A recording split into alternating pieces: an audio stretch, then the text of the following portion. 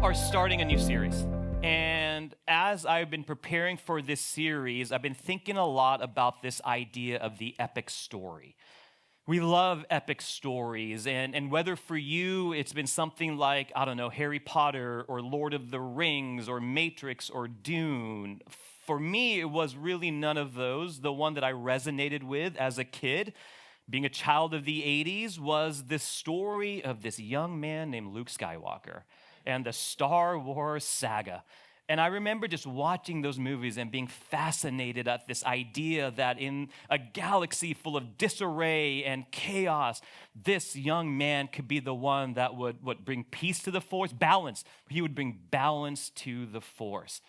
And I remember as I watched those three movies and I got to the end of the third one, I went back to the beginning because I was fascinated how this story had been woven together and had always pointed to Luke, and he was going to be the one to do it all. We love epic stories. I love the Star Wars. I think this is probably a boy thing, every young boy that watched Star Wars, all of us at some point wondered, do I have the Force? Can I move that remote control over to me? We all tried it once. If you haven't, you might be the one. But we love an epic story, and I wonder if we realize that a part of the reason that we are drawn to these types of stories in literature or movies or TV is because you and I, we are a part of an epic story. In fact, you and I are connected and a part of one of the greatest stories to ever exist in history, and is found through the pages of this book, the Bible. What makes the Bible so amazing, one of the things that makes it so amazing is how it was all constructed and put together. Over 40 authors were involved in helping write this book. Over 40 authors. It was written in 3 different languages. It spans 1,500 years. Just think about that. Over 40 authors in 1,500 years. The vast majority of these people never knew each other. They never met. They lived in different generations and they lived in different countries. And yet together they formed this book.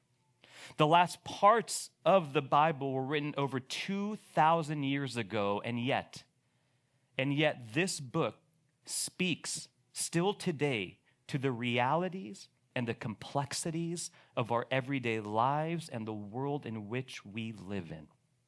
This book speaks to the realities of the hard, the challenges, the seasons of pain and suffering and sorrow. It gives words to it. It helps light the reality of those things. And this book also, woven through the pages, is a story of love and hope, and it speaks about life and purpose and fulfillment. If I had to summarize this book in just a few words, what this whole thing is about, the words that I would choose, the words that resonate in my soul, are this book is ultimately about God's quest for humanity.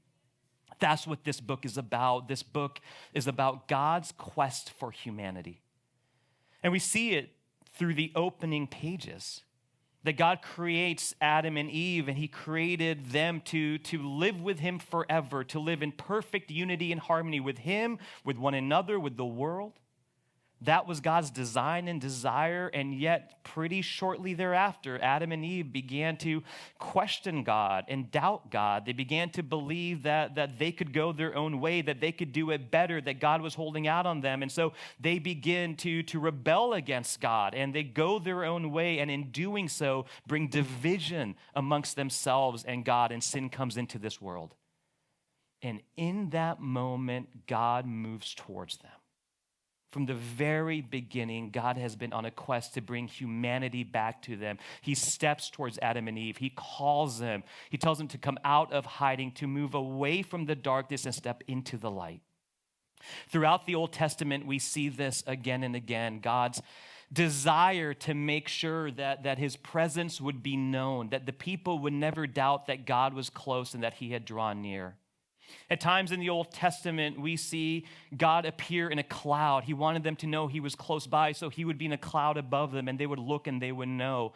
At times, God appeared in this pillar of fire, whatever that means, and so they would look up and see this pillar of fire, and they would know God is near. At times, he would put his presence in a tent and at times in a temple, all of it to remind his people that God is present, that God is drawing near. One author wrote this sentence, and he said that the Bible is this story of God's divine pursuit to bring humanity back in relationship with him. Much more fancy words than I use. God's divine pursuit to bring humanity back into relationship with him. And we see it again and again. It is God that calls. It is God that seeks. It is God that rescues. It is God who restores. And when we move into the New Testament, we begin to see this in such a bigger and more tangible way, and it was revealed in the person of Jesus. And there's this incredible moment that Jesus had, and he's with his disciples and he's with his followers, and he's trying to help them understand this reality that he is pursuing them and he is seeking them, and he begins to call himself a good shepherd. And he says, I am a good shepherd, and this is what a good shepherd would do. That if there were 100 sheep all moving in the same direction, all connected, all close, everything is going well, if there were 100 sheep moving this direction and just one sheep went astray, I would leave that 99, make sure they were fine. I would leave that 99 and I would go after that one. And Jesus was making clear there was no one who's unworthy of his pursuit. There is no one unworthy of his love. There's no one unworthy of his mercy. Jesus would leave the 99 to come after each and every one of us because he is the God that pursues. He is the God that rescues. Jesus goes, I am that good shepherd. Every one of you has infinite worth and value to me, and I'm coming after all of you. That's who he is. And as we draw deeper into the New Testament, it becomes more apparent to us that ultimately the pathway for Jesus to redeem, to bring us towards him, was going to involve his suffering and his death on a cross, that him giving his life gives us eternal life, that was going to be the ultimate pathway for God to bring humanity back towards him.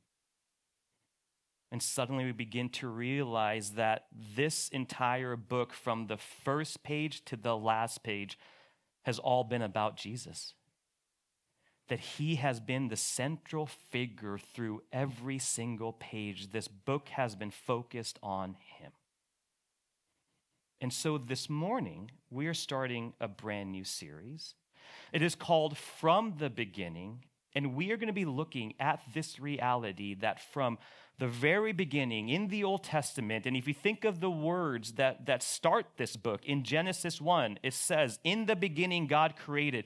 Jesus was there from that moment, from the beginning. We're going to talk about that part next week, that Jesus was there from the very start of it.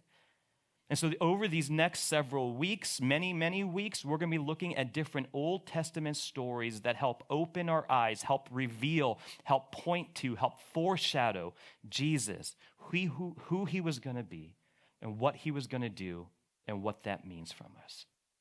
From the beginning, looking at the life of Jesus through the Old Testament. And this morning, as we start this series, we're going to spend some time building a bit of a foundation for this reality. And we're actually going to start and spend our time, ironically, in the New Testament, because that is where we begin to get a deeper understanding of this truth, that Jesus has been there since the beginning. And so if you have a Bible and you want to follow along, we're going to be in Luke chapter 24. You know, when you set up these lights, one thing you don't do is open your Bible with tiny print and stare at it, because maybe that would have been a little helpful. Let's see how these eyes work. Luke chapter 24, I think it's so important that we put ourselves in the story and we pay attention to what is happening in this moment. In Luke chapter 24, it has been days after Jesus' death. In fact, it's been 3 days after Jesus' death. And you have to imagine what the people who had been following Jesus were going through, what they were thinking and what they were processing. Many of them had given up their lives, had left everything to go and to follow this man because they believed that he was the Messiah. They believed that he had come to save the world, so they'd given up everything to follow him. They'd put their hope in him, their trust, their faith. They believed he is who he says he was, and then suddenly they watch him be betrayed by one of their own. They watch him be arrested. They watched him be put on trial and false accusations made. They watched him become tortured and beaten and ultimately put on a cross. They watched his body break. They watched his blood spill, and they watched him breathe his last breath. And they're watching all of this, and they walk away from that moment. And just imagine the emotions that you would be going through: anger, frustration, fear, confusion, hurt, just lost, desperate. Now what? What was all this about? Did I just waste all my time on this? And if not him, then who? This is the reality of what Jesus' followers were facing. And we're going to pick up a conversation that two of these guys were having as they're processing all of these things that had happened. So we're going to be in Luke chapter 24. We're going to start in verse 13. It says, "Now that same day, two of them were going to a village called Emmaus, about 7 miles from Jerusalem. They were talking with each other about everything that had happened. And as they talked and discussed these things with each other, Jesus himself came up and walked along with them, but they were kept from recognizing them. He asked them, 'What are you discussing together as you walk along?'" These guys were on this journey. It was 7 miles. I don't know how long you walk, but if you're walking and talking and having a casual journey, I mean, this was a 4 or 5+ hour walk. And it was customary to just do this walk together. These two guys were walking and talking and trying to process everything. Jesus comes alongside, which wouldn't be unusual for people to join each other on this long journey. And Jesus did his Jesus thing, so they didn't recognize that this is a guy that they've been with for months and years. And he asks them this very simple question: "Hey, what's going on?" They stood still, their faces downcast.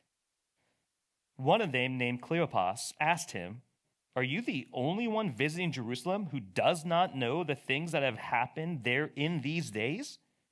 "What things?" he asked. "Whether you believe Jesus was the Messiah or not, you knew who Jesus was at this time. You knew what had been going on in Jerusalem. You knew the conflict. You knew the tension. You knew he had been arrested. You knew that he had been killed on the cross." And so they're asking, like, have you been hiding under a rock or maybe in a tomb? How do you not know what's been happening in our city the last couple days? And Jesus presses them. What things? And so they begin to explain the reality. "About Jesus of Nazareth," they replied. "He was a prophet, powerful in word and deed before God and all the people. The chief priests and our rulers handed him over to be sentenced to death, and they crucified him. But we had hoped that he was the one who was going to redeem Israel. And what is more, it is the 3rd day since all this took place. In addition, some of our women amazed us.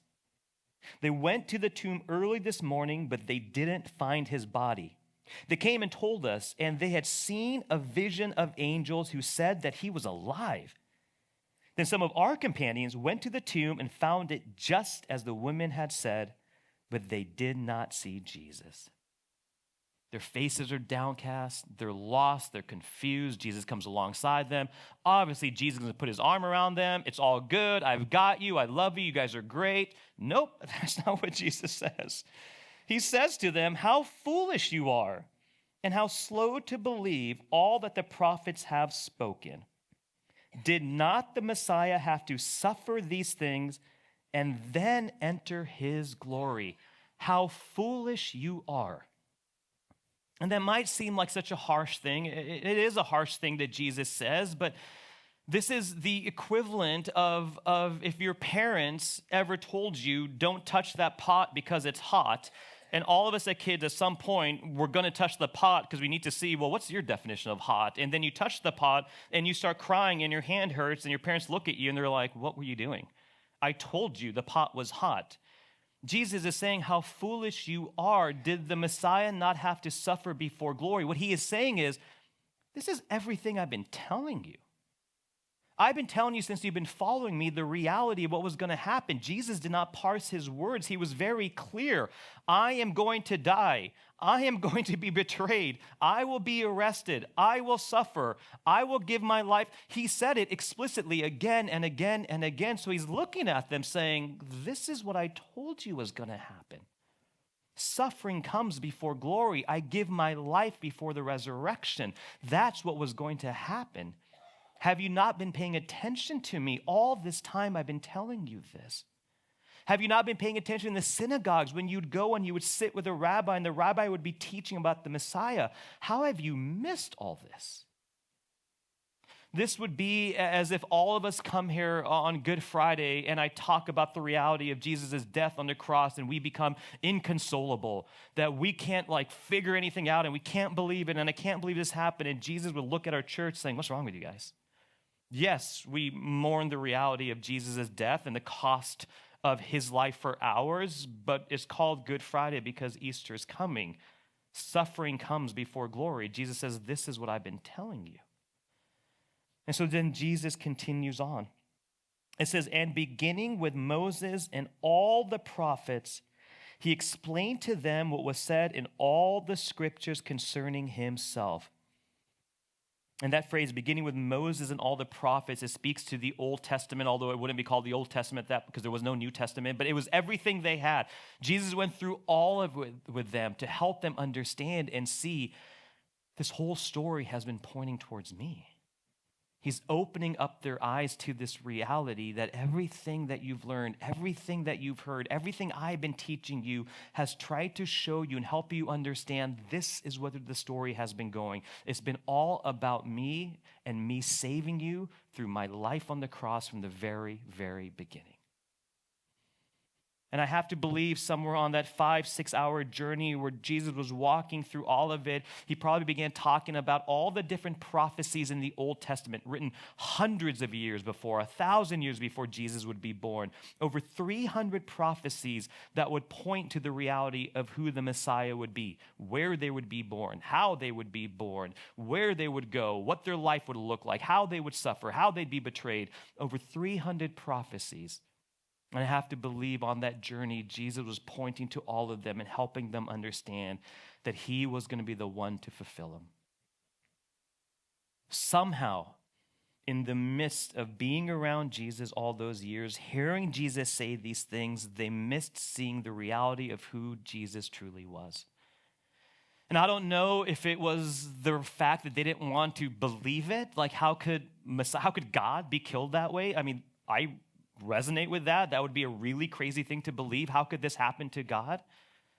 Maybe they didn't understand it. Maybe they weren't paying attention. Maybe they were more focused on the miracles and the healings and all the other things going on. They lost sight of this reality of Jesus.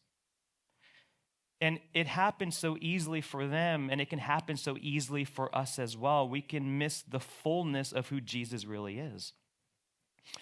One of the things that happened to me, and I'm sure many of you will probably resonate with this, when I started hearing about Jesus more and more in high school, and my friends would talk about who Jesus was, and when I would occasionally get to youth group, I would hear about who Jesus was. Here's what I was told so often. Jesus is your friend. Jesus is your buddy. Jesus, he's in the car with you when you drive, and when you're at home, he's on the couch, and Jesus is waiting for you to connect with him. He wants to talk to you. He wants to get to know you. It's almost like Jesus was this pathetic friend who's just following you around, waiting for you to acknowledge him or pay attention to him. Does anybody remember this? Has anybody heard this when they were growing up? Jesus is your buddy. He's your friend. He just wants to know you. Here's what's beautiful. That's true. That is who Jesus is. He wants a relationship with you. He doesn't want us to do religious rituals. He wants to know you. He wants to be known. That is who Jesus is. It's a part of who Jesus is. It's not the full picture of who Jesus is. It's a significant part, but it's just a slice. It's just a sliver. And for me, when my view of Jesus was that, I subconsciously made Jesus very small because he's my buddy. And my buddy's nice, and my buddy, he will be patient with me, and I don't have to talk to him all the time. And, I made him very small in my mind. And so when I would begin pressing into the Old Testament and begin hearing more and more the reality that this story has been pointing towards Jesus, it was hard for my brain to get there because I had made Jesus too small. We can lose sight of the full picture of Jesus sometimes in our life. And this wasn't just true for little old Amen growing up in Visalia. This is also true for many people in Scripture. And Paul, and if you remember Paul, we studied him for 8 weeks, and then we studied this letter that he wrote to this church called Philippians. Paul wrote multiple letters to multiple different churches that he had started. If you go one page past Philippians, you're going to get to a book called Colossians. It's another letter to another church. And what Paul was trying to do was help them understand the reality and the fullness of who God truly was. So Paul starts sharing, this is who Jesus is. I'm going to read these verses, Colossians 1:15 through 20. I'm going to read them all the way through. You can follow along if you want, but if you want to just listen and just have your imagination continue to be open to the reality of Jesus, feel free to do that. You're adults, whatever you want to do. But let me read this over us. Paul says, "The Son is the image of the invisible God, the firstborn over all creation. For in him all things were created, things in heaven and on earth, visible and invisible, whether thrones or powers or rulers or authorities, all things have been created through him and for him. He is before all things, and in him all things hold together. And he is the head of the body, the church. He is the beginning and the firstborn from among the dead, so that in everything he might have the supremacy. For God was pleased to have all his fullness dwell in him, and through him to reconcile to himself all things, whether things on earth or things in heaven, by making peace through his blood shed on the cross." This is who Jesus truly is. This is a part of the full picture of who we are able to call our friend and our good shepherd. That he is before all things, that Jesus wasn't created, Jesus was there at creation, and that all things were created by him and through him and for him. All things created by him and through him and for him. Things temporal, things we can see and touch and feel, and we look outside, those things we cannot see. Things in the spiritual realm, things happening all around us that we don't know. All those things were created by Jesus, things in heaven and things in earth. All of this is who Jesus is. He is before all things, and I love it says this, and he is the head of the body, the church. Jesus is the head of the church. He was in charge of Community Church Playa? Jesus. He was in charge of hopefully all the churches you're thinking of? Jesus. Meaning we exist to serve him, to please him, to honor him, and to do the things he calls us to do in this world. That's what we do as a church. That's why we exist in this place. He is the head of our church, and so our lives are lived in this place to honor him and to do what he's calling us to do. At the very end, it talks about this idea that through him, he's going to reconcile all things. And that word reconcile is this idea of bring wholeness to, bring unity to make right, to fix. That's what it means to reconcile. It's this idea of shalom. A couple of weeks ago, Oscar talked about this idea of shalom, right? This peace that makes everything right, sets everything back the way it was. That's what Jesus came to do. And how did it happen? Through the cost of his life, through his blood. This is what Jesus does to bring all things back in right order. This is how Jesus pursues us and calls us and allows us to live perfectly with him through his blood. That's who Jesus is. And so this morning for us, I invite the worship team to come back up. This morning for us, I don't know for you which Jesus you need to be reminded of today. Is it this reality of Jesus, his supremacy, that Jesus has been there for all of creation, everything you see, the birds in the sky, the water, the trees, how all of this comes together, our lives, our bodies, our hearts, all of this has been created by a creator, and Jesus was there. For you this morning, do you need to be reminded of the supremacy of who God is? Does your heart and mind need to open towards that? Or for you, do you need to be reminded that you are a part of the greatest story ever told, that God's quest for humanity includes you? That Jesus is the good shepherd who will go after each and every one of his children. And sometimes we can believe, okay, yes, I know Jesus, so that already happened. And we forget this reality that Jesus is pursuing you today. He wants an active relationship with you, not, yep, I met you once and we're good and I'll show up to church when I can and I'll do the things when I can do the things. Nope. Jesus is pursuing you today, right now. He is the good shepherd. His desire is for you to experience more of his love and more of his mercy. He's not holding out on us. It's us that turn and get distracted and go our own way. He is the good shepherd. And regardless of which one you need to be reminded of this morning, the beauty is this. The more we put our focus and intention on God, the bigger God's heart gets, and the more our hearts get opened up to him. I want to end just reading this one verse, and it comes at the end of the section of Luke that I read. And after these guys had walked with Jesus and he opened their minds up to the reality that all of this has been pointing to this, that I've come because I love you, I've come because I'm pursuing you, I come because you are worthy, they finally understand and get it. And I love what it says here. They asked each other, these two guys, were not our hearts burning within us while he talked with us on the road and opened the scriptures to us? Were not our hearts burning within us? That is my prayer and hope for you today and through this series, that the more we get to see and understand Jesus, the more we recognize that we are part of a story far greater than we can have ever imagined, our hearts would be open and we would look at each other and say, man, my heart is burning right now because God continues getting bigger. Let's worship, church.